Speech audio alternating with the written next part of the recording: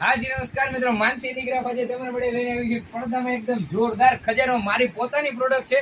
તો તમને કાચમાં ફાઈબરમાં બધી વસ્તુનો જો અલગ અલગ ક્વોલિટી ડિઝાઇનિંગ તમને મળી રહેવાની છે.